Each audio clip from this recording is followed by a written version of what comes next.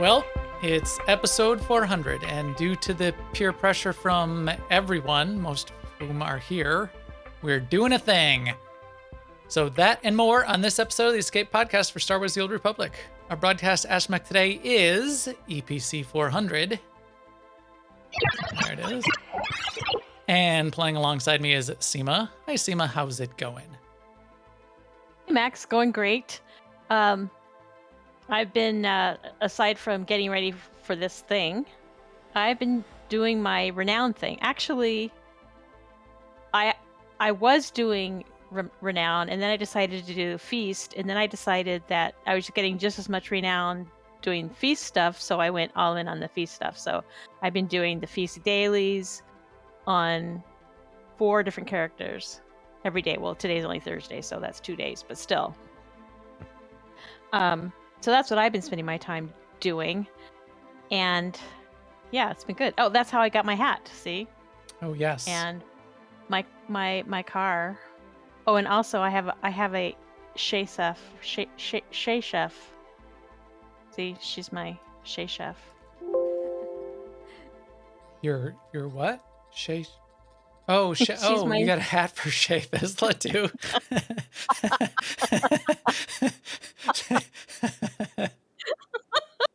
She loves it. She told me that she really likes it.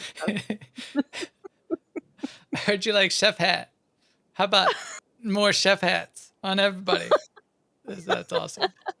I like it. I only had to buy one though, because one for me, I could put it in my outfit, but on her, I put it on her. Stamped it in. And now, like a year from now, like next year, I'm like going, "Where's my chef hat? I know I bought one." Just remind me that I put it on Shay. No, I won't forget. So yeah, that's what I've been enjoying the world boss stuff because it's just so random and people are so random. So that's fun. But I've been doing all of it, even like the kitchen thing and the cooking thing. And, but yeah, I've been having fun doing that.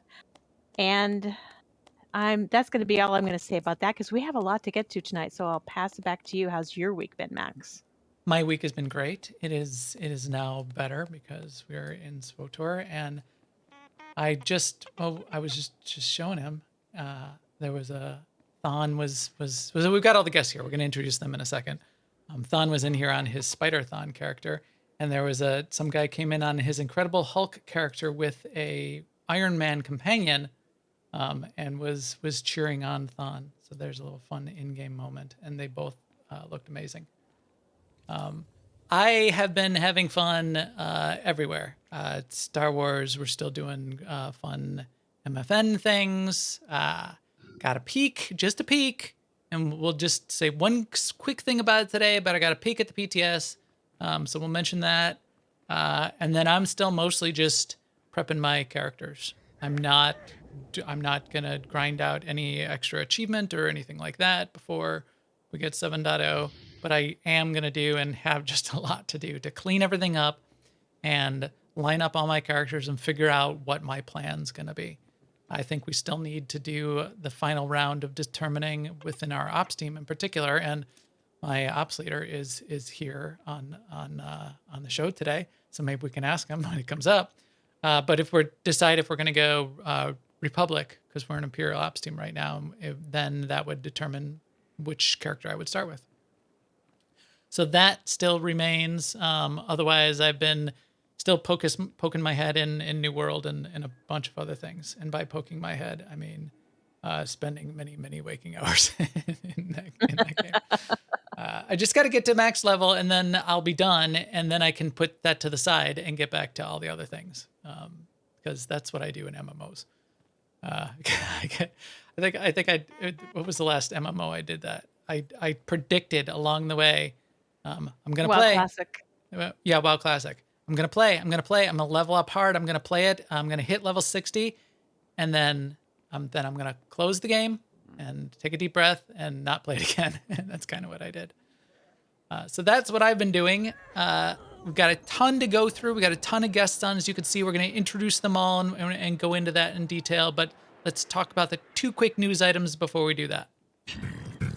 Now, an Imperial News Network report. First up, what do we got, Seema? What we've been waiting for and what Oh. we predicted exactly when we predicted it. What happened?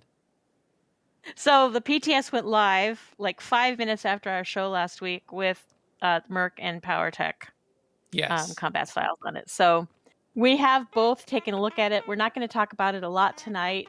There are some interesting decisions, like hydraulic overrides versus responsive safeguards versus electro dart. But I have a lot more to say and how my decision process will go with that. Yeah, but we'll talk about that next week. Yes. Yes, we will. We will talk about it. And yes, of course, it was the least optimal moment, when we would have to wait 2 weeks to talk about it. I did get people, Right. DMing me and asking me in Discord, hey, what do you think of it? Are you going to, rage quit, that kind of thing. No, I think it's fine. There's choices to be made. There's sacrifices I'm willing to make for some of the abilities. I think it's fine. In fact, it's kind of a non-event, especially since, given what we saw with all of the other styles as they had been revealed, it's pretty much what I predicted and what I expected. I expected responsive safeguards to be one of the choices at 75, Right. and it was there exactly as I had predicted and expected, because that's how they were that's what they were putting up against the other abilities, that kind of choice to make. So that makes sense to me. Also, a really cool thing that came out just a couple days ago. Here, let me pop this up on the screen because it's worth seeing. They said they're introducing a series of character kits that the art team has prepared for those who are interested in cosplay or already experienced in the craft. First up in this series is Lana Benico. And if you go to this digital media page, they've got character kits for some of the other games too. So, Anthem, Dragon Age, Mass Effect, which I didn't even realize. So you could do like the FemShep characters. What are these names? Who's PB? Is this the last Mass Effect? I didn't get to that one. Anyway. Yeah, it is. And then for Star Wars: The Old Republic, amazing Lana Benico. And what they've done here, which I really like, is they basically put all of the art for the model of the character, and then close-ups of every perspective of her costume and her armor, close-ups of some of the detail of the armor pieces.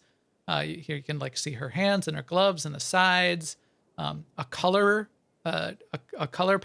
panel and textures, so you know what the materials look like. A detailed view of her lightsaber. This is intended for cosplay. I, again, in my spare time, I would love to grab this and model this stuff in Blender and 3D print a version of her lightsaber. And with the textures and colors, you could totally create cool, hyper realistic 3D models of a character. This is perfect for for blocking that out and sculpting it very quickly. And by quickly, I mean only 1,000 hours instead of 2,000. So cool, and hope they do more. If you've got what you wish they would do next, put it in the forums, and maybe they will do your favorite character next. In guild news, MFN still awesome. Really hoping we would get BC in here tonight too, but he is traveling. He was one of the instigators of doing this episode 400 show. So shout out to him, and shout out, of course, even though he was traveling this week, he did an awesome job of arranging what we were going to do on Tuesday, which was focus all of our team on going after the world bosses for the feast. Now, there was only 2 world bosses that anyone even had, but we hit all 4 of them. We showed where the extra things that you need to get picked up. We showed everybody what they would need to do to go and chase down those world bosses in the future if they get them later in the week. And then we talked a little bit about what the dailies look like at the feast for doing the server mission and doing the cooking mission. So really cool, really fun. We skipped our ops team tonight. Our Corley here, our ops leader, allowed us to have some time so that we could spend extra time in prep, which we needed because it took us a little extra long to get all these videos windows cut out and everything for this episode 400. Shout out to the chat room also. We got a ton of people in there tonight. Really appreciate everyone showing up for episode 400. This was just going to be another show for us, but we were sort of peer pressured into doing something, and now I'm really happy that we did, because there's some cool stuff that you're going to hear, and let us kick it off. Let us kick it off this way. Through the Force, things you will see, other places, the future, the past, old friends long gone. The future and the past and future through the Force. So that's what we're going to do. What we did is we invited everyone who's been a guest in the last few years, who's still active in the game. Not everybody could make it, but we even have recordings from the couple that couldn't, like Kogas and Nick Verne. So we're going to play those, and then we're going to ask each one of our guests here, Marcus, Corley, Sten, Tetsemi, Thon, Zen. We're going to ask everybody to talk about their favorite memory of SWTOR so far from the past for all of SWTOR, whatever stands out, and then the future. What's your biggest wish for the future? And then Seema and I'll do ours, and we'll see how that goes. So I'm gonna kick it off with the recording from Nick that he sent in. He did a great job. He did some signature. Well, here, I'll play it, and you guys can hear how it goes. Good evening. This is Nick from Working Class Nerds. Now, before I get into the episode prompts, I just want to say a big old galaxy-sized congratulations to the glorious hosts of SWTOR Escape Podcasts on 400 episodes. That is not only an enormous achievement, but also an incredible commitment to your content community. And I just wanted to say that I'm so happy and honored to be able to participate in the celebration of this milestone episode. So, without further ado, I'm actually going to answer these prompts in reverse order. So the second question first, what is one prediction or wish for the future? So one of my desires for the future is kind of already happening. I've always wanted a Knights of the Old Republic remake, and it's already in the works. So I know that's not Star Wars The Old Republic specifically, but any extra content in the Old Republic era is going to bring people over to SWTOR, and that's what I want, of course. So I really think the new KOTOR remake is awesome, and it's going to be great for the SWTOR community as a whole.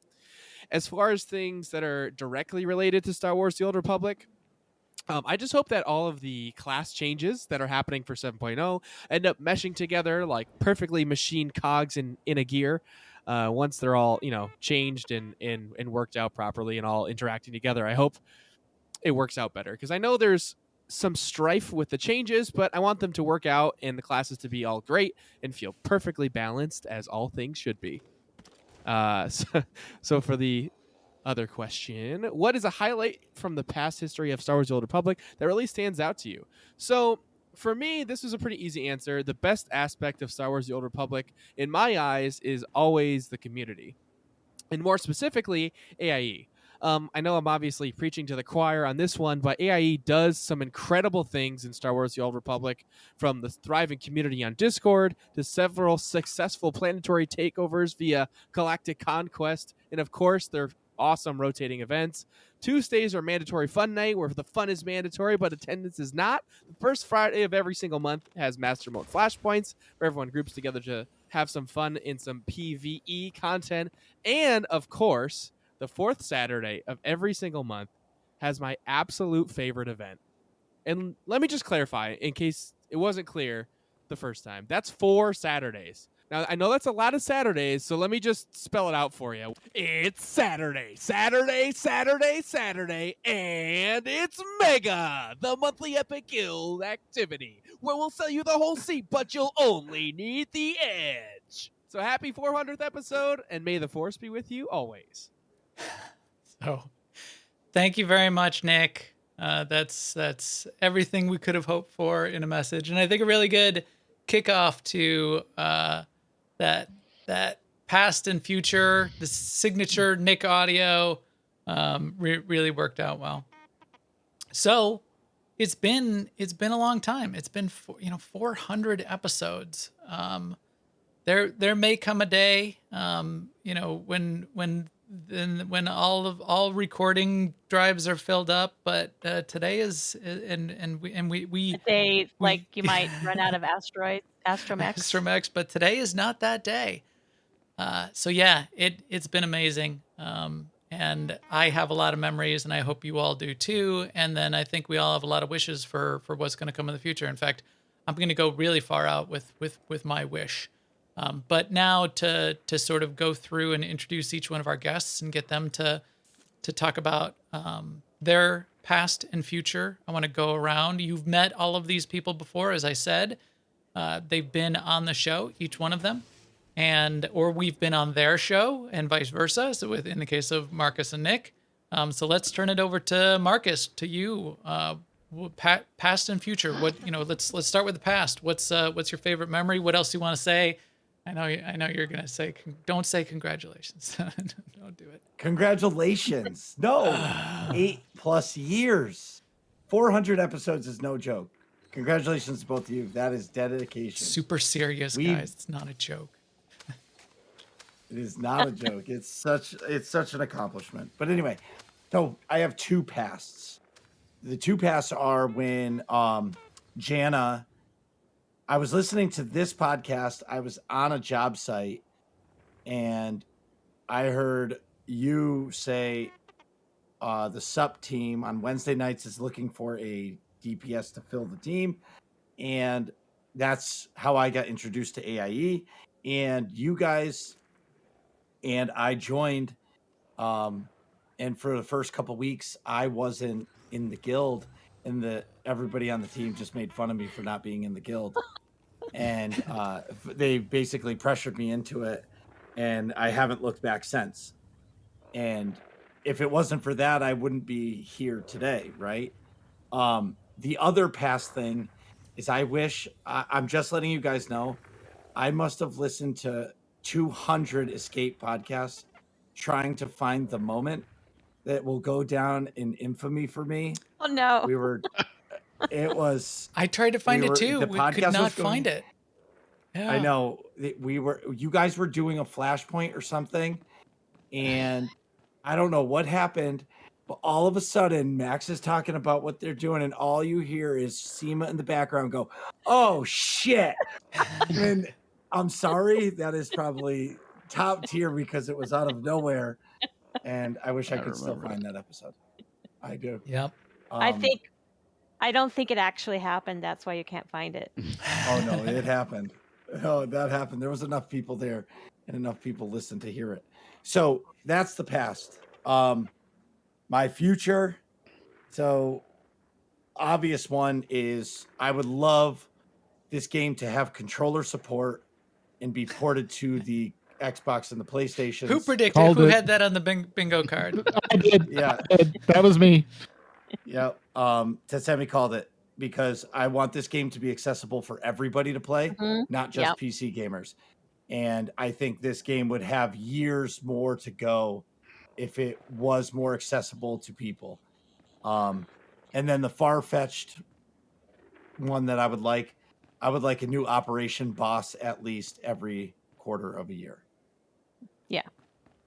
That seems. I can see that. That's kind of reasonable. A new I would want a new operation every quarter, but. Well, Matt, let's just get, if we got one boss, if we got one new operation a year and the 5 bosses were released per year sporadically like they did Gods from the Machine, I'd be thrilled. Usavich.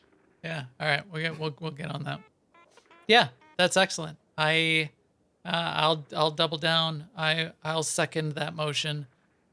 Operations, I think, are my favorite content of the game. That's kind of one of the main reasons I play, and one of the things that I think brings us as a guild and a lot of these people on the screen together on a regular basis is ops. It's group content. That's why we play MM. That's the MM in ORPG.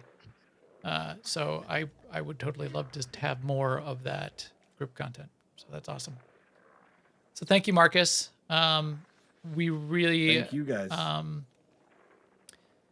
If we ever stop doing this podcast, we will have no regrets and no worries that the community and the airwaves will not be in good hands, because you and Nick have just done such a great job in creating a content community and podcast and streaming events of your own. So it's been really cool to have that be part of what's gone on throughout the past for us as well.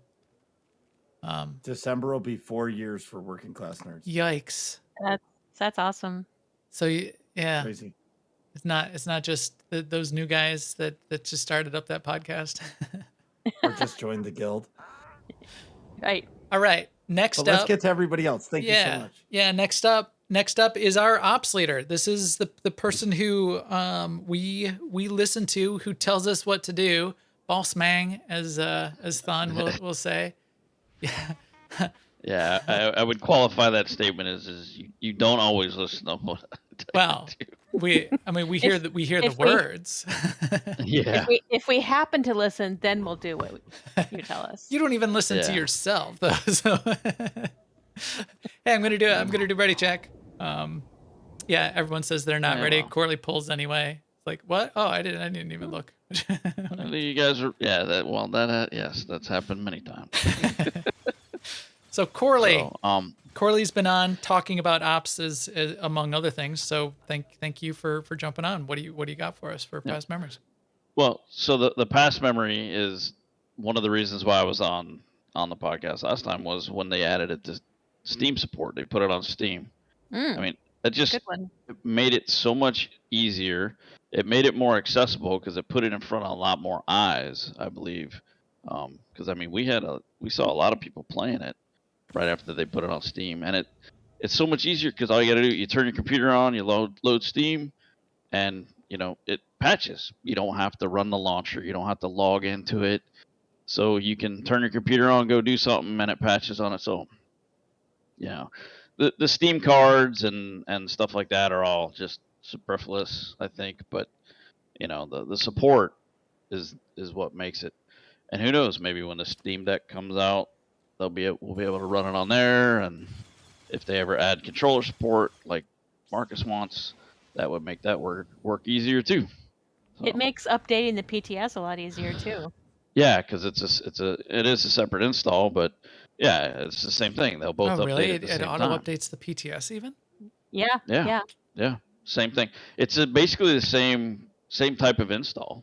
It just I've got know, it. I've got it installed on Steam. I never use Steam to launch SWTOR Yeah. though, and I don't have Yeah. the PTS installed on the Steam instance. yeah, you don't have to change the launcher and all that stuff and log back in.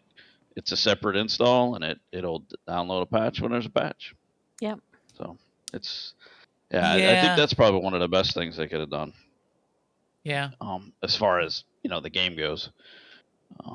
So, and for the future thing, it's definitely kind of far out there. But what I'd like to see is some way for characters, whether you're Imperial or Republic, to change factions. Basically, defect from your faction and go to the other faction.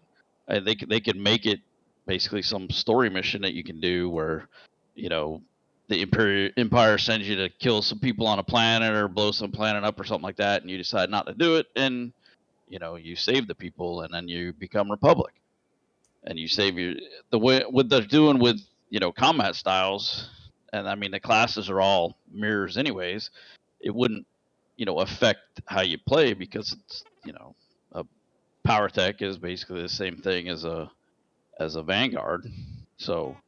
I think that would be something that was neat. I mean, we've seen it in the game. I mean, Alara Dorn, she was Empire, she defected to Republic. Yep. So Yeah. and you already have that a little bit with the SWTOR storyline kind of thing, and then doing the stuff on Outcast. You do stuff for the Republic if you're Empire and stuff like that. I think that would be something that was neat. That would add a new story dimension to it. Because the stories now, everybody basically has the same story. You don't have the separate class stories like you had in the beginning. So so as long as they keep that the same, yeah, the stories happen a little bit different, but I mean, the settings are the same and places you go are the same. So I think it would be interesting. I'd vote for that. I Yeah. think, yeah, I kind of think all the MMOs, the major MMOs, that all the ones that we play should like allow Yeah. that, allow cross faction grouping, allow cross faction guilds. I mean, I get it. You're trying to do a thing, but it's artificial Yeah. barrier these days, and we're Yeah. all in all of our games where there are those kinds of factions. We've got it's when they're story based factions, like in WoW and in Yeah. we do it on we end up having to have guilds on both sides because people want to play those characters and see those stories. So it's just It- break down. Yeah, cross faction will be it, but I mean, it would be another element that you could make your character unique, as unique as you Yeah. can make it in an MMO, I guess. Yeah, but, and it would make you it would be a BioWare kind of thing, because it would Mhm. really be a story thing, right? Yep. Yeah, that makes because a it lot could of be a sense. story mission that you played, and And it would be a choice you that can- matters, and and that's kind of like that kind of fits into BioWare storytelling, and it fits Yeah. into Star Wars storytelling. exactly. I mean, So how I many think that's fine. times, like you have Revan, he was a Jedi, he became a Sith, and then he became a Jedi again. I am Jedi. Yeah. Yeah. Yeah. You've had all that kind of stuff. So Yep. All right. Yeah, That I is think- awesome. Great one. Yeah. Yep. Thanks. And we'll talk about next week. We'll talk about the whole rating on, or I'll post it in Discord about rating on Republic instead of Imperial. So All right. So Corleo, do it. work that out for us. Don't do it. well, well, if you want to, I mean, I think it's all right if everybody wants to do it. I don't have a problem with it. I mean, like I said, all the characters are basically the same. So We've got like And we half can our swap team up on here roles, right too. now. Don't We've do got it. more than half the team is on here. Sten, Corley, Seema, and I. So we've got half the team on right and now. Don. And Thon. All right. So Yep. all Don't for do it. Republic. Raise your We'll hand. see. All right. We'll see. We got to talk to the rest of the team. We're not gonna make a unilateral decision or a No. five-lateral Yep. decision. Five-a-lateral. Five lateral. Synchronateral. Quintilateral. Well, Yes. I mean, I didn't want to come to the Imp side in the first place, Right. No, but I know. I got Yeah. outvoted, and now Well- we've been. Wait, let me finish my point, which is that we've been here for so many years now. I've been collecting pets and mounts and toys and everything on this character, so now I'm not sure if I want to just walk away from them. Oh, you can unlock it and then No, load them on your other. Some I you didn't can't. buy them on the cartel market, Yeah, but if they're in collections, you can unlock them. but they're in collections if you bought them on the cartel market. If they are cartel ones, if they're the in-game ones like Yeah. the Tonlet or the Oro Bird or Yeah, whatever, those. those you can't. You'd have to go get them, Yeah, do the missions and Yeah. Are stuff. you sure? Those, Anyway. yeah. I mean, there are a handful of things, yeah. And even some mounts. And I mean, like the Airtech Coral, all of those are character specific. It's not a handful of things. It's everything except for the stuff that you buy off the cartel market. There's a few holiday things that Yeah, that are in collections. yeah. It's like a handful Yeah. of things are in collections that aren't from the cartel market, not the other way around. But anyway, we digress. All right, well, we are, but that's something to consider. I didn't think about that All right. Well, because I'm the same way. I have most of my stuff on. also on this Seema's guy. really, kind of dark side, so I think she feels more comfortable on the Imperial side. All right. Speaking of our ops team and someone else we've got on the ops team, also one of our resident. I don't know why I always harp on this, but a resident Canadian is kind of got the. We used to have a rule that our ops team, Lords of Light, always had to have at least one Canadian on it, and I think the ops team's been around for like 8 years now, and has always had at least one Canadian on the team. Current Canadian resident. Longtime officer, player, and GSF expert, and Sten's been on multiple times to talk about GSF, among other things, is Sten. So, hello, Sten. Hello. Past, future, favorite memory. What do you got to kick us off? Well, my favorite, the highlights, one of them is basically launch 2011. it's more of a community thing. I put in my application to AIE. That was my first AIE game. And I was like, I'm in Fort Lauderdale for Christmas. I just want to be playing SWTOR. So Fort that was Lauderdale. at launch. The Yeah, 2011 launch is 2011. when you joined, and you joined for SWTOR. You joined the guild for SWTOR. Yeah. Oh, that's excellent. Yeah, I did not know that. yeah. I had been in a little bit before that, for like a few years. Yeah, no, that's excellent. That was about the time that the guild really started to sort of expand. We had already been in more than just World of Warcraft. We had already gone into Rift and Guild Wars, I think. Eve. Yeah, well, Eve. Well, that was Wait. the second game that we expanded into. Yeah. We always sort of like look out of the corner of our The eyes. other way. Just give Eve the side eye, in a good way. But then once SWTOR came along, then we really turned into a multi-game, bigger community and started to do a bunch of things organizationally to drive the greater guild in that direction. So that was really cool. Yeah. Scott did a short-lived SWTOR podcast. Oh yeah, that's right. Yeah, that's right. He did at launch. A few people, a few industry luminaries. Brian Brushwood. I was on I co-hosted a couple episodes with Brushwood when they were doing the Cantina Band podcast. That was when I first started trying out podcasting. Brian then immediately left the show as soon as I joined, and I was only on for like 8 episodes or so. Before that kind of shut down too. But it was another one of those, all the hype and all the buzz at launch, and then the big drop off after the first month, as most MMOs do, and then everybody stopped creating content as well.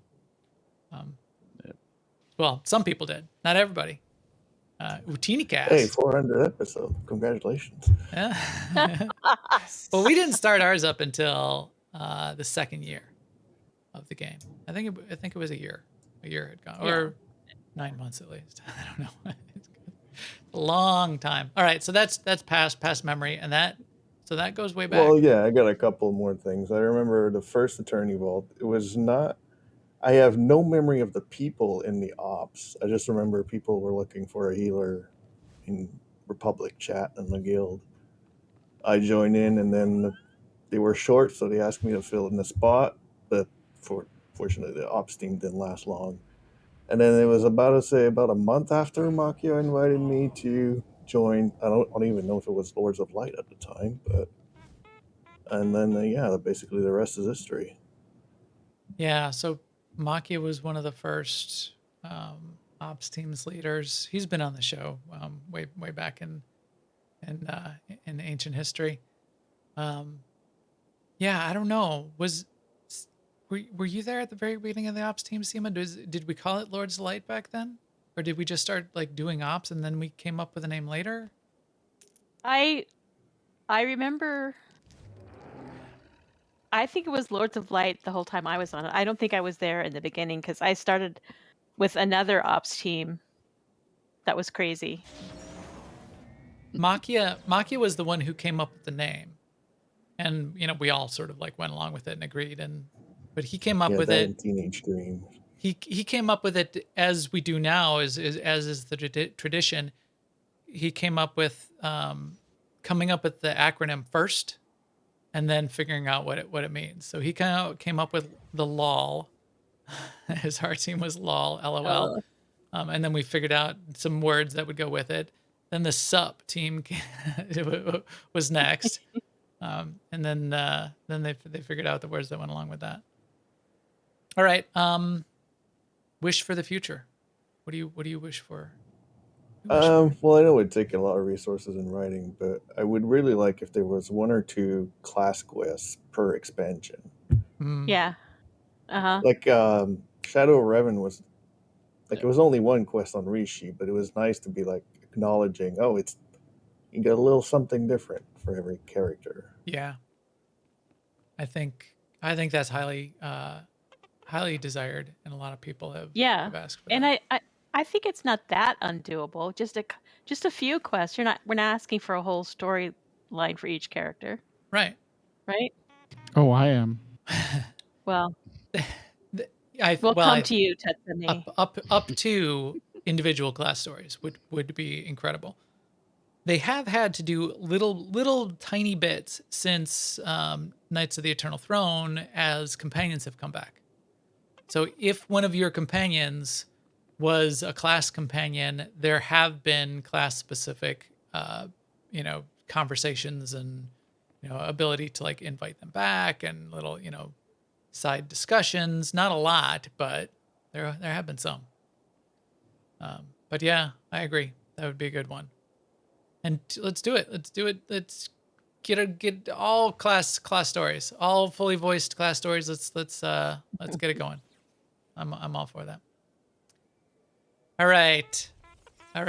Thank you, Sten.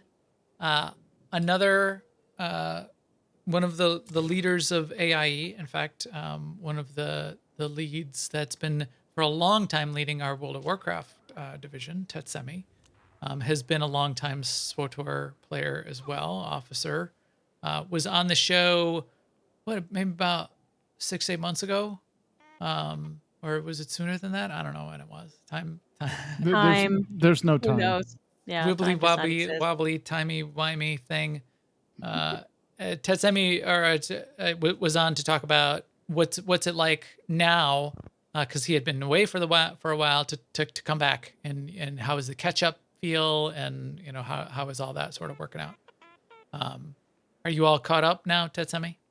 Where are you at? I am. I actually, I have all 8 classes at 75 and at 306 gear. They don't all have their perfect gear set, because as soon as they announced 7.0, I said, well, there's going to be another gear grind, so there's no point in chasing gear anymore. So I just kind of put that on pause.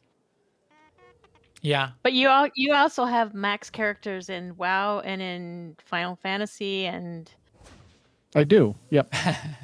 I like the alts, and that's actually what my past memory is of SWTOR, and this extends to other games, but the biggest memory and enjoyment I've had playing SWTOR was the individual class stories that took place from 1 to 50. My favorite was the agent storyline, as it was inside the Empire, but showed what the non-Force users were trying to accomplish until they got crushed under the Sith thumb, as it were. But each class had a really good story that fleshed out the role in the game, and kind of made more story to give you a little bit of help with your backstory for that character. And you weren't just, I'm not just a DPS, or I'm not just a healer, I'm not just a tank. There was a little bit more flavor to the characters. So I really enjoyed that, and that's one reason I played all 8 characters to max, was to see all their class stories and go through it. Yeah, I still see. I mean, there's people joining the game now, and the first thing and the biggest thing everyone always talks about, and I see like posts on Reddit and on the forums. Hey, this class story is amazing. I think this class story is the best. Class story. BioWare is known for characters and class stories. Let's not talk about choices that matter. I don't want to have that conversation again. We've done that over the years. Give me a moment, Max. But I think that the class stories and how they're voiced and how your character is the voice. That was a thread that came up this week on some forum somewhere, which was it was on Reddit, but it was not even in the SWTOR subreddit. It was like in the MMO subreddit, and it said there was a whole subsection of some discussion which was talking about Star Wars: The Old Republic. Your character being fully voiced in all of the cutscenes and having a personality and having a voice is so interesting and makes it so much more richer of a character experience compared to a lot of other MMOs that have your mute, your character is mute and doesn't ever talk. It just sort of stands there. I'm nodding along, Max. Well, Final Fantasy, but even WoW, Your character never talked. No, and it took them a long time to get them into a cutscene. Right. Yeah, and WoW is still behind Final Fantasy, and they do it other ways where they sort of like have the theater and so like the cutscene kind of thing going on, but I think they're still behind Final Fantasy and Star Wars in the fully acted cutscenes, to the extent that those are there. But then, yeah, Final Fantasy is very well known that your characters nods, fist pump every once in a while. Strongest neck muscles in the game. Final Fantasy. But the other thing, and I'm trying to remember, somebody just mentioned that in chat, is the other thing that I love about SWTOR, and I hope they continue, is the mail conversations that happen after you do, certain quests or certain. There's always that follow up, and you get that email, and they're great. I love that. Yeah, I like those too. Yeah. Yeah, it's a nice It's a little flavor text. Little flavor, a little rounds out the story for the people that read. I'm looking down at my lower right of my screen right now, Zen. For the people that read, it's great. It's a great addition. But as everyone knows, I was elected to lead, not to read. I like when they send you 3,000 credits and say, "Thank you for saving my child from being killed by the Sith Lord." Right. 3,000. Who's sending you 3,000? It's like 300. 300 credits. Is that all you're worth? Man, I would have left you in the force choke hold. Exactly. So, I'm going to continue this because it leads right into the future, and that is, I wish they would bring back the 1 to 50 storytelling style. One of the issues I've had lately, even with the 6.0 stuff, is I don't like how it's become a single story being told regardless of what class you are, or in fact what faction you are. Like, if you're Empire, the Republic got there first, or if you're Republic, the Empire got there first. I understand why they're having to do it. See, choices matter, but I don't like it. So my hope for the future is that they go more broad with the story, bring back the class storylines. I miss kind of returning to a cantina or my ship, and you get the quest, hey, let's go talk to this companion and have that interaction. The companions, I think, without that, may as well just be the booster robot that you have in the Flashpoint that does damage or heals you. Yeah. Their personality now, it all comes from their idle statements, which they say way too often. Yeah, exactly. But go ahead. Go ahead, Marcus.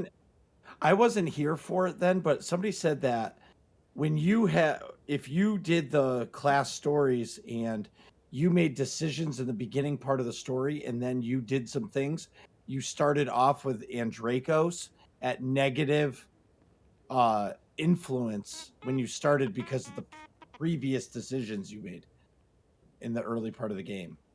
Yeah, it was really minor, and that influence and it really didn't matter as much. Yeah, but it affected different things. It didn't affect their combat. But it was flavor, and it was nice. And I would stop conversations because like Mako didn't like something I said.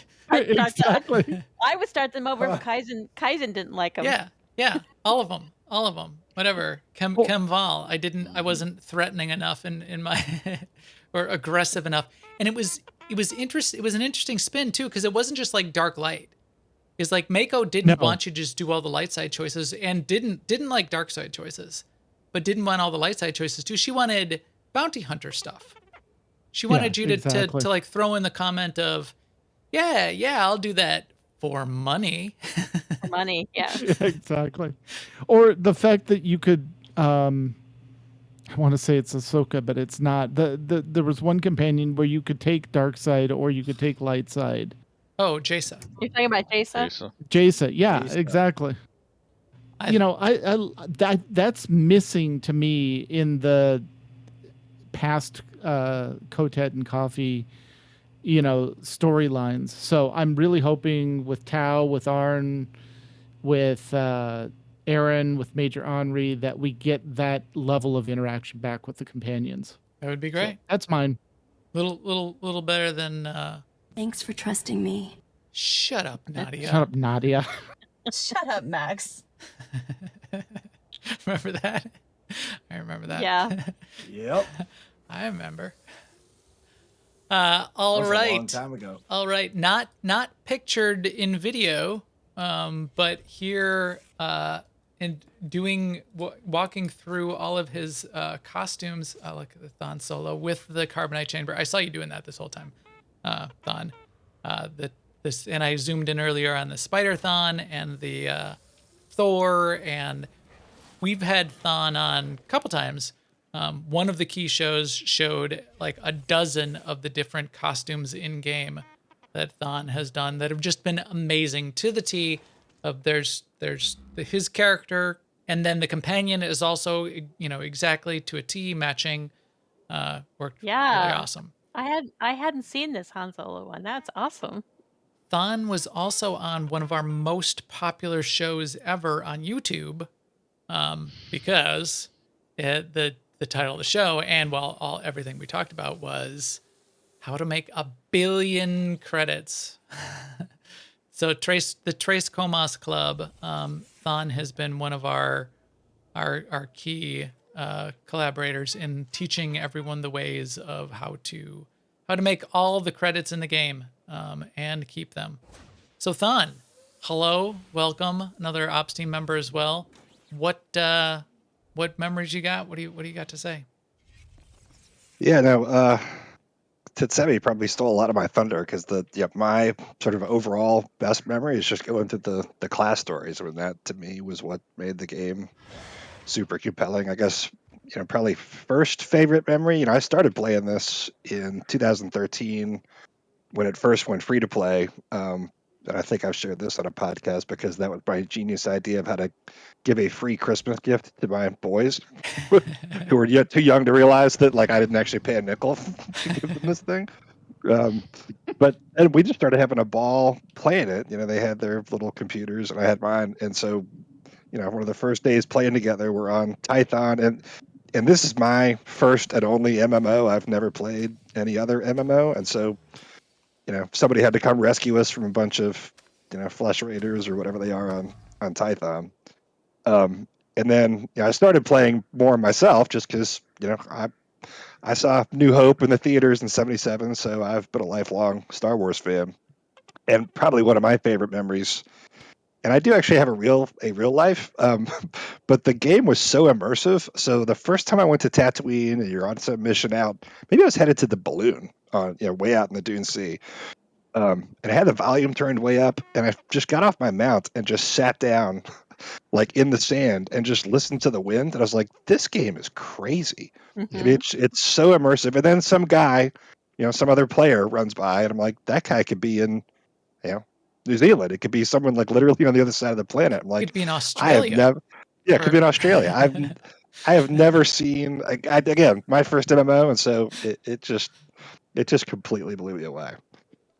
But yeah, so that's sort of past memories. And I agree with everything Tetsemi said. I get it. It's probably not realistic to expect, 8 brand new continuations of class story, but looking ahead to the future, if there's some way to get some of that back, whether it's incremental increases to each of the existing class stories, or, and I know this has been talked about before, at least on our ops team, I mean some I don't know, brand new class that's got some story that they could sort of a new class story 1 to 50 that they could tell that's unencumbered by everything that's come before. That's But interesting. something like that to sort of replicate that. I mean, part of the reason, look, obviously I've got a bunch of space Barbies, but the characters, well, that's what I call them. The characters that I'm most invested in are my original 8 who went through the story, and I've got this whole headcanon associated with them because of how they played the story, or how I played the story, the choices that I made, whether they mattered or not, but just Yeah. the way I played them. I'm most invested in those particular 8 characters because I went through that story with them, and it would be nice to be able to sort of recapture some of that, whatever that might look like. That's interesting. Agreed. And I didn't mean to steal your thunder, but No, I agree no, 100%. you were spot on. So that's sort of big picture. Now, for me, obviously, I'm also a massive achievement monkey, and so there's some. I guess was it last Ops week? You guys all busted out your avalanche tanks, which were falling out of the sky for free back in the day before I started playing it. And now you have to, if you buy an explosive conflict run, it's like 3 billion credits, and you might get the tank. If there was like a special event, like a 1 week get rid of level sync, go back to you can rip through some stuff, and maybe it's not all of them, right? Maybe it's just the older content. You can rip through whatever explosive content or explosive conflict, nightmare mode, totally overpowered, just to give people a chance to kind of get a few of those Nightmare older Brontes, achievements. get Nightmare. Wings Now I get some they folks may be opposed to that because it's like, hey, look, we really worked hard, to get these, No, and I get that, but yes, but maybe, but that's 1% of the population, and also they're probably not playing anymore. Right. yeah. So So something like that, and I know, and this, I totally dropped the ball. So I haven't been in any of the cantinas, and so like a year ago, they had a cantina code where you could get 4 of the mounts. And I was so crushed at work, I didn't get to log on, and I missed it. And those are like 4 of the only mounts that I don't have in the game. I can So, get you them. oh yeah, We can sweet. get you them. All right, message me offline. Yeah, I would love those. So I Like mean, from the cantina. yep, from you can like get ages ago. Okay, sweet. Some of them are disabled now, but see what we can do, Marka. Yeah. Some are disabled though. So some kind of, again, it could be like a special, overpower event week. yeah, no, I like it. Yeah. It could even be they could like rotate through the different things, and it could be another event that's in their rotation of events. Right. Sort of like, go back in time. See what used to, Yeah, what the playground used to be. Go solo EV or whatever. I mean that. Well, or just why not make all of the mounts like the wings of the architect in Dread Fortress? Why not make that tank drop every time off Kefis in Nightmare? Like just be an automatic drop every time. That would be preferable to where we are now, because I'm not going to drop or 2 billion credits just for the chance that I'll get it, right? Or do something where the hyperpod, where you can guarantee it, even if it has to be a journey and they don't want it. You do maybe you get a token. It's a guaranteed token each time off of Kefis. Sten had to drop out there. Hold on, I'll fix up the video windows. Thanks for coming, Sten. He's got to get up real early. Canada time. But yeah, I wish all MMOs would do this, especially when it's RNG for really, really desired things. I don't care. You want me to run it 100? You want me to do 100? I don't care. Whatever it is, set your limit and then give me a token and just make sure RNG. If I have the worst RNG, that I would still get it at the end of the journey. I think that would be okay. I also had a little bit of a brainstorm when you were talking about the what could we do with the class story, and this is something that MMOs have done in the past, which is they've added added new. Hold on just a second. I'm about to I must stop the stream. Okay, I'm gonna stop messing with that. Bring this back. Okay, I'm gonna fix this. All right, now what they've done is they've added a new class, right?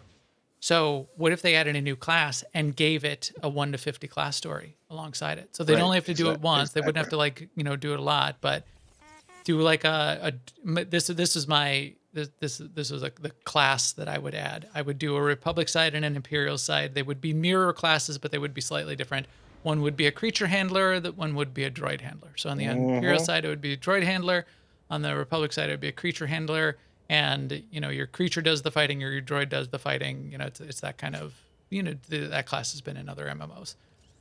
Then give that a fully voiced, fully acted, a whole experience of its own, from 1 to 50, and that could be what we get.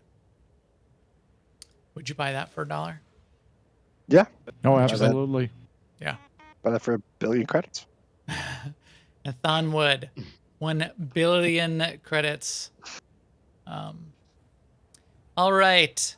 Well, thank you, Thon. And speaking of, it could be amazing. We could be playing with people like, that are in Australia. Zen, how is it going? And I'll get your video up back here on the screen in just a second. But speaking of Australia, how is life in the future? And what are your thoughts on the past? And how's it going? Greetings from the future. My past is your future, but I just wanted to say I reckon it's bloody amazing that you've got 400 episodes done. It's just a real accomplishment, so congratulations. And I was thinking about why this podcast is so amazing. I just had to come back to it's 2 amazing hosts that are, so positive and funny and easygoing and welcoming. It really makes where are they? I mean, who are you talking? Who's that? That's you, Seema and Max. You're just great people, and the world needs more beautiful people like you, and the world needs more episodes of Escape Podcast. So here's to hundreds more. Hundreds more. Oh boy, that sounds terrifying. But at our rate of not changing things, it doesn't actually sound out of the question. So right. There is something to be said for inertia. Yes. So I was thinking about some of my favorite SWTOR moments, and honestly, just the very first time I logged in and walked out on Tython and started whacking flesh raiders with my stick. I thought, this is amazing. This is just the best thing ever. I've always loved Star Wars, and now I'm in my own Star Wars movie. So that was just great. That feeling of, and then I found a pair of boots that gave me like 1 extra point of armor or something. Can you believe this? I'm so OP now. Look, my gear score is 16 now, guys. Can you believe it?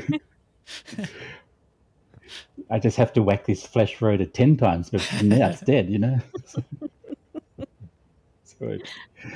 that's a good point. I remember that too. Yeah, simple days back then.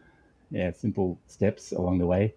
Another big step for me in the past was joining my first operations. I was in a group of 16, and I was just amazed. It's like everybody working together, and it just heals going everywhere. CC's here, the raid leader yelling out orders, and it was just a great feeling that everyone's like working together to defeat the bosses. Odd groups left, even groups right. I don't know if Zen gets that reference, but yeah. That's an old WoW reference. Old WoW reference. I do. Yeah. Now you're stealing a little bit of my thunder. We'll get to that. But your first one in particular, I really agree with. When I first started playing Star Wars: The Old Republic, the whole deal with it's stylized graphics and that kind of thing, but you really got the feel of being in the Star Wars universe. You got to go to, Tython was Tython, but I really felt it as soon as I got to Tatooine. As soon as I got to Tatooine, being such an iconic planet, and then Hoth was the next one. Tatooine and Hoth for me were like, this is the Empire Strikes Back and A New Hope, and now I'm here. I remember I could not wait to get to Hoth. I kept thinking, is Hoth going to be next? Is Hoth going to be next? Yeah. And seeing Alderaan. Or like when you got your lightsaber for the first time. Oh yeah. Jedi Knight. Yeah, that was classic. Yep. That's still one of the few times that there's two class parts where I will like stop everything and, you know, make sure I've got all the audio on and the music on. One is making the lightsaber on Tython, and the second is every time I get a class ship. I RP slow walk through the, you know, through the hangar, except for the bounty hunter one where you gotta like sneak around or like kill people in the hangar. But steal it. When you got your own shit, I'm like, this is my ship. I've got my own ship. Can you believe this? You could go anywhere. Yeah. Right. Yeah. All right. So there's good memories. What about the future? More. Well, let me just talk about a couple of good memories I have from the podcast as well first, yeah. because I always find that the Escape podcast is a great way to find out when the Nashidar nightlife is on or not. It's Is it? very reliable source of information. Yep, you can rely on us for that info. And detailed discussions about Rocket Out and things like that. Now, a lot of people don't know this, but Seema always likes to have a drink during the show. Now, if you go to episode 315, at the 5-minute mark, you will hear Seema popping open a bottle of wine. Oh, there we go. And you can hear the ice too sometimes. Yep. So keep listening carefully, everybody. We'll see more of those in the future, I hope. Yeah, I'm always disappointed when I jiggle the ice near my mic and nobody has any reaction. I'm glad to hear that you're listening for it. Well, I was saving this till after the show, but I've got a little bottle of there I go. that was my bottle of whiskey that's here over for a little toast after the show. Yeah. Well, thanks. And if you can find the Seema shit moment, that would be the real winner. This thumbnail I put together and I put on Twitter earlier this week to advertise the show.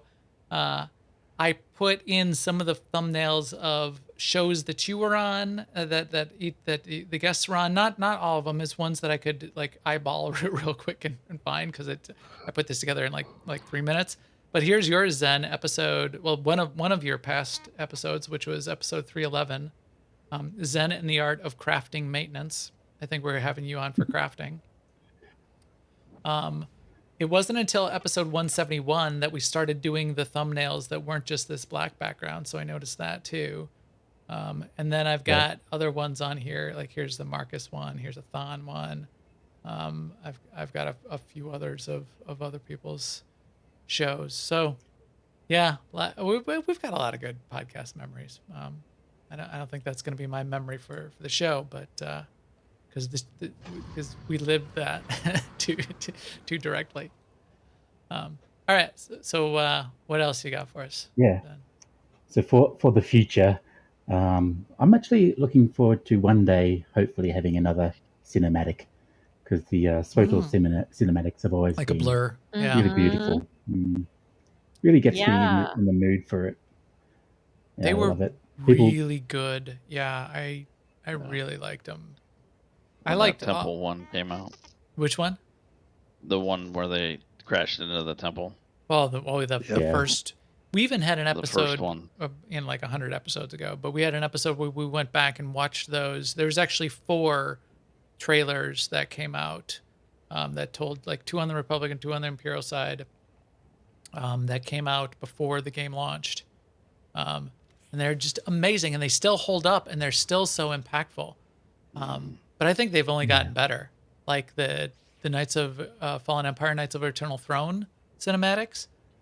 I think those were awesome. I know those stories aren't the stories that everybody loves, but the one with Valen and Senya, when Valen is absolutely, you know, when she gets like when she gets like taken away and put into the temple for training. Like I think that, and like Senya, you know, the emotion that's articulated through that cinematic, I think is just awesome. And then and when the boys are growing up, yeah, and all they want is their father's approval. Yeah. You can achieve anything with Darren DePaul. if you're willing to sacrifice. Yeah, that's very good. So yes, That's a good trailer. Yeah. so more Blur trailers. I know they're expensive, but yeah, let's do it. For here we are, 10th anniversary 7.0. Why don't we have a Blur trailer? Keith, Maybe we will have one. Keith, do it. Yeah. It's still possible we might get one, Yeah, but it's they're possible. leaving it late. Yeah, maybe it's a late surprise. That would be awesome.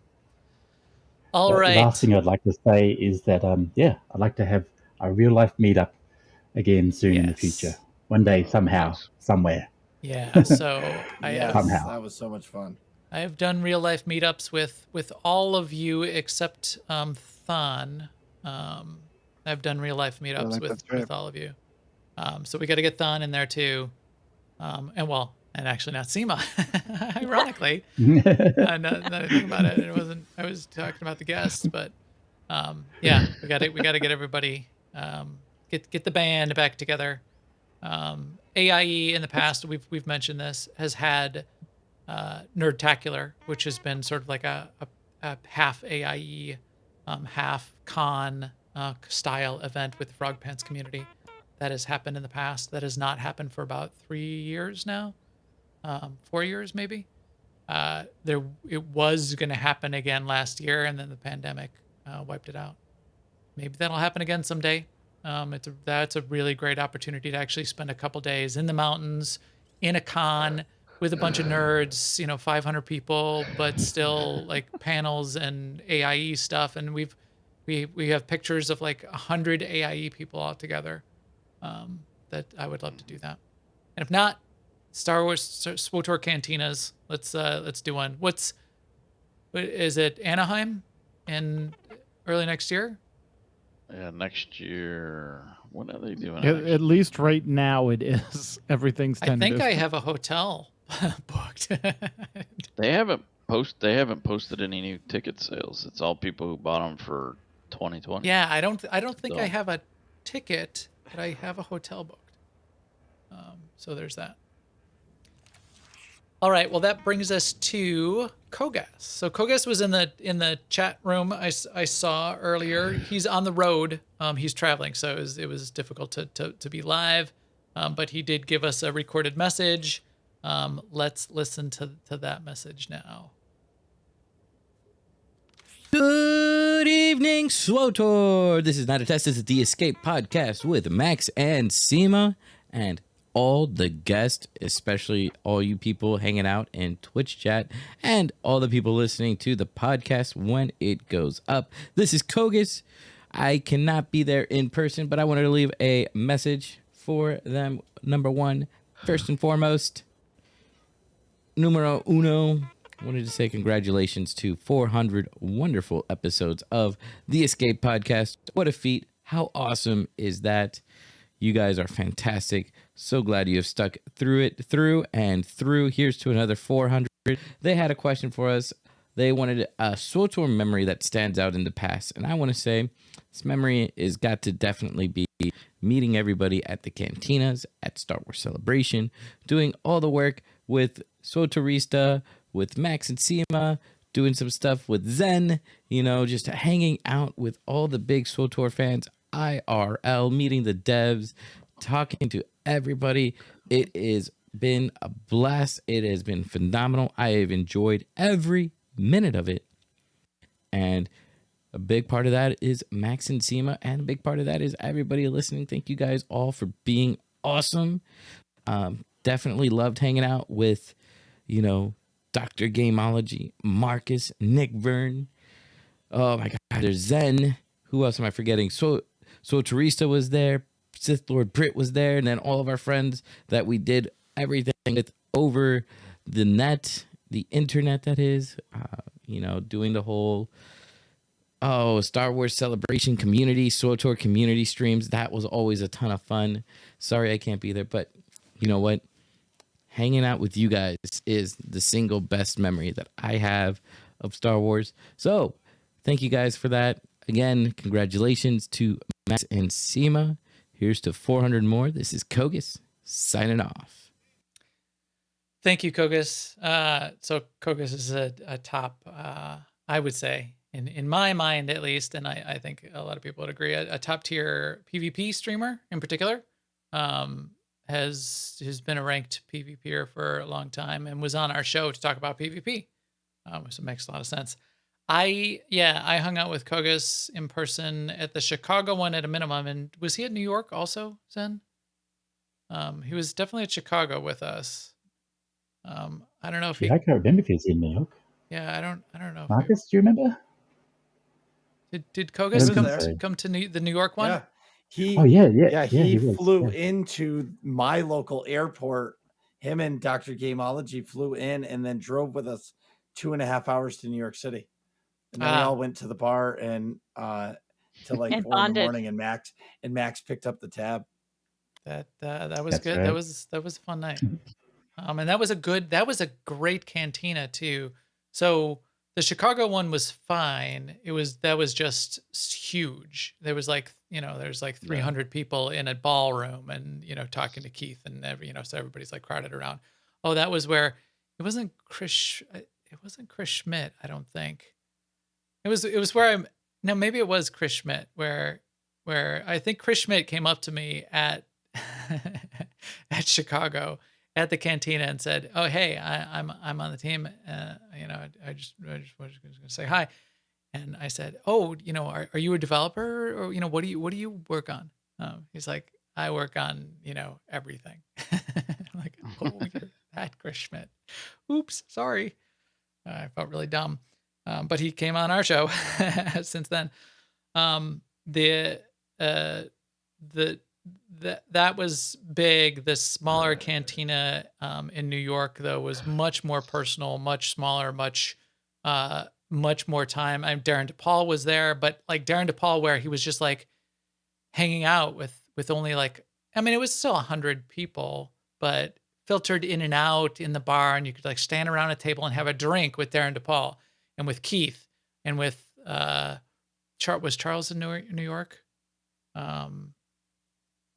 Anyway, there was a handful of people there. That was really cool. Yeah.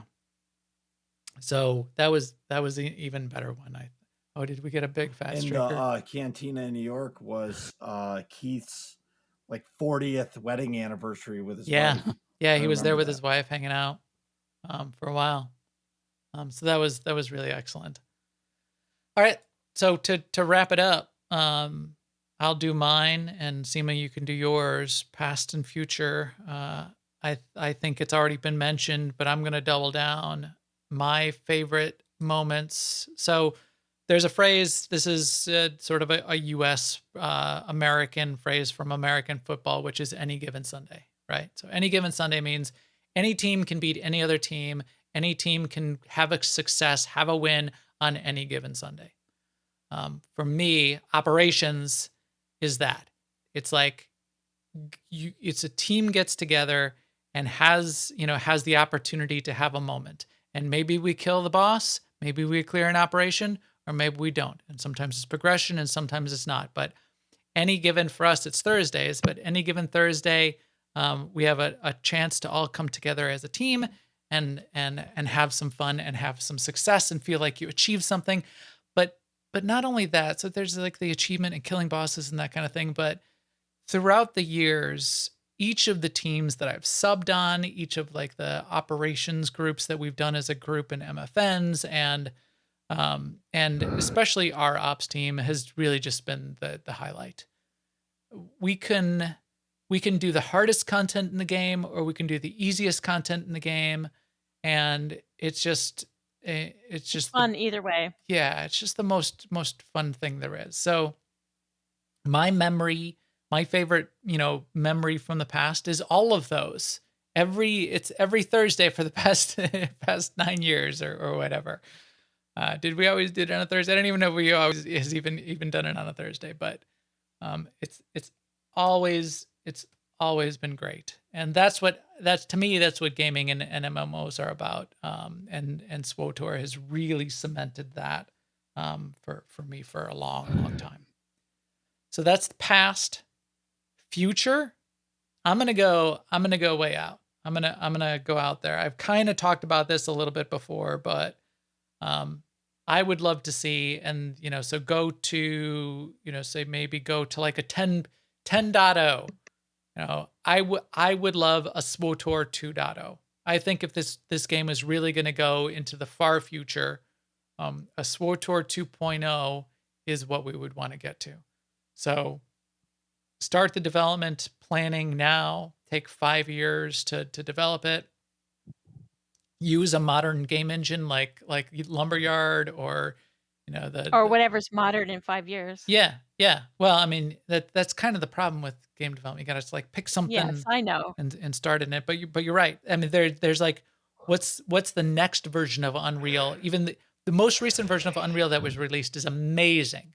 So, well, what's the next one after that? And could you target that? But take us into the future with bring everything that we have, build on top of it, and build it out in a modern engine in the future, and then and put it on consoles, put it make it VR ready, make it augmented reality capable, do all the things for the future, and then it'll be a game that we play for 20 more years. That's my wish for the future. Does your game of the future have a search engine? No, that's impossible. There's P and then there's NP problems in computing, and apparently search is in the NP compute space, non-polynomial problem. I apparently from BioWare's perspective. Let's get the source code and take a look. All right. The only way is to list things randomly. Yes. What did we say earlier today, Seema? That you made a comment about the I was saying that I hope they had data on something, and you said they probably have the data, but they have to read it in a it's list. In no particular order, and they'll have to like scan visually. It's on a non-indexed database entry. Yeah, exactly. A guild registry. If there's any justice in the world, every report that they have to put together is unsorted.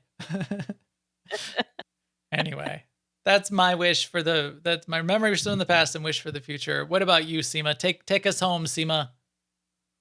What do you got? Well, I've said this before, but it's still true. The moment for me was when the first time I went to Eternity Vault. Just the look of it, the boss fights, the fact that after wipe you would take this speeder that would just like take you through all these sites, the trash packs of droids, how the mechanics worked in the fights. Everything was just so interesting, and it was sort of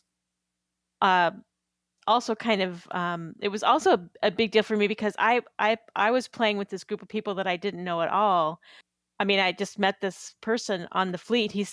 I was standing there and I was playing my Sage, right? And this random person says to me, "Are you a healer?"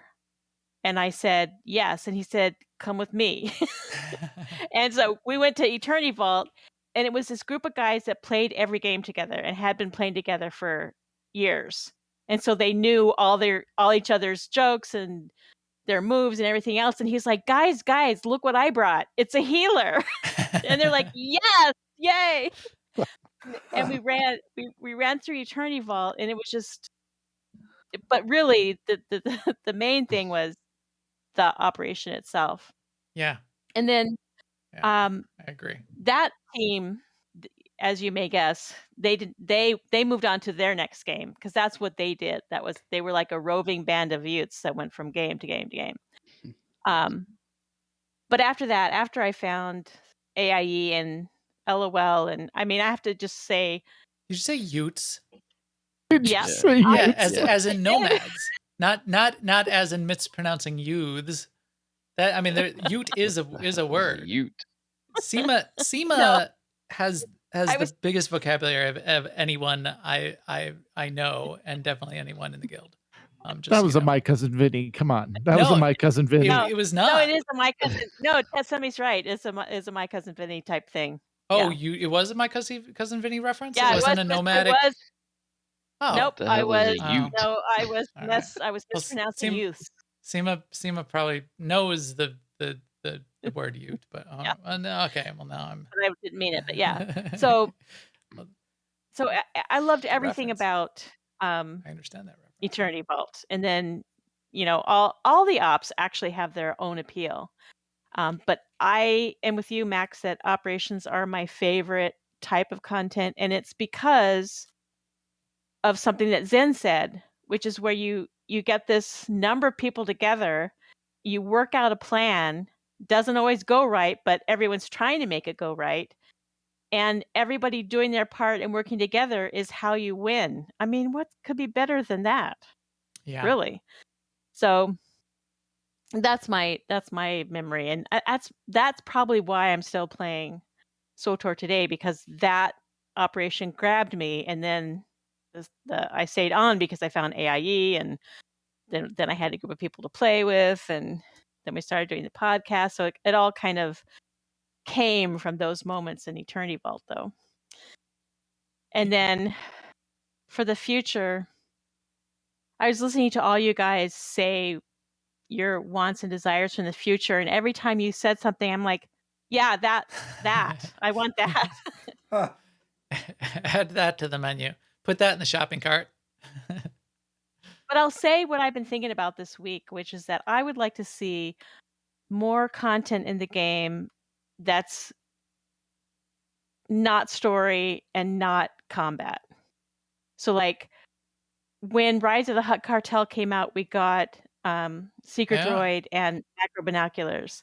And then another thing that came out, which was a total shock and surprise, came out of nowhere, was GSF, which doesn't really count for what I'm saying because that is about combat. But I mean, Yeah. some new subsystem that we can Pazak. dig our teeth Where's our into. Pazak? Haven't we been like Well, demanding that for I years mean, now? yes, Pazak, and also Well, fishing, and also maybe something like you can make new dyes by combining dyes, or something different to collect, or something that Yeah. doesn't have to. I mean, it's just not all about balancing combat and making combat better and combat this and combat that. I mean, we I'm not got saying the. don't. What's that, Well, Corley? I was just saying we got the swoop bike racing and stuff like that too. Yes, but I'm and talking more. about an everyday thing. Yeah. Yeah. Like Well, we got the a macro stronghold. binoculars was awesome. Yeah, I agree. And I started predicting that, like after they did the micro binoculars, when we would do our prediction shows, I would say, okay, it's about time for them to introduce some new thing. And so I've been waiting for it. And sometimes I joke and say, give us animal husbandry. But what I really mean by that is a hobby. Yeah. Like, I don't know if it's going to be a farm, but by animal husbandry, I mean there's some way that we as players can make pets, or maybe we can make droids. Yeah. Or And I think that would Fishing. fit with the new class. Now, that's what I was just thinking of. well, So yes, that's true. Yeah. if you made those 2 new classes and then you added 2 new crew skills to go with each of them, the animal handling has a crew skill, and the droid, the droid outfitting is another crew skill. That would be amazing, and it'd be a whole nother It just thing and a thing to do. It just can't all be about combat. That's not scalable, because Right. then you're competing with the shooters and the Right. like League of Legends. What are the MOBAs? Yeah. Right. So I'm not asking for a building game, a change in the game or anything, just more side projects. Yeah, I agree. That would be that would be cool. Although now that you said building, You want to? Well, I mean, maybe I want building. something for our strongholds would qualify. Like maybe you could be a stronghold engineer of some sort. You would get a skill where you could make more hooks, and you could do that not only to your stronghold but to other people's strongholds. Yeah. Oh, yeah. Well, and that was something I had hoped for with the strongholds too, was for them to be able to be evolved and developed over time, and maybe you could like add buildings or build out buildings over time in your strongholds as well. Yeah, that's a really good one. More of those, any of those, any system where you make your own Create content. your own. That's right. That's right. That is the, because as you said, then you're not dependent on, if you're going to add another operation or add another flashpoint, well, then you added a flashpoint and we play the flashpoint and then we're done playing the flashpoint. It's not infinitely repeatable like decorating your strongholds is. No, which people might not do it every day, but you could keep redecorating your strongholds and you can get more decorations and they can add more decorations to the game. And it's a thing. It's a system. So add systems. I agree. Just all right. toss it all under professions. Give us more non-combat, non-armor, non-weapon stuff to do with professions. Yeah. I think that would be really cool. Okay, well, this has been amazing. Really appreciate all of you. Inspirational, really. Yeah, this has been a really fun conversation. I've liked having all of you on and inspiring. I don't us, think thinking we about the should wait memories. for 400 episodes to do this again. No, we shouldn't.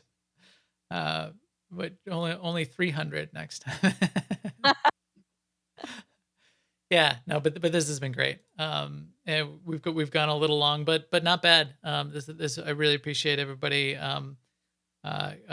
bringing this all together. One last thing I'll show, Stardust Legacy, I believe, on Twitter, put this photo together, or this art together with it, like a screenshot and the views of our avatars.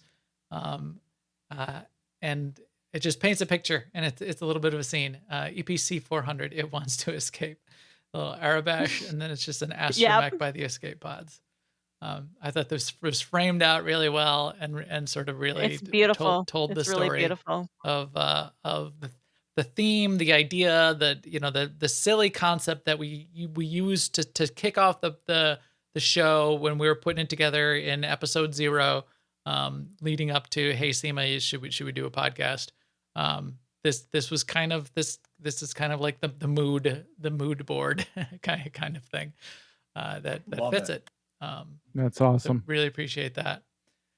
All right, and with that, we will take EPC 400 droid and kick it out an airlock to broadcast this episode to all of you out there. For podcast links, follow me on Twitter @MaxTheGray. I did get a tweet out today to say that the podcast was going live. I'll get another one out tomorrow when it goes up on all of the feeds.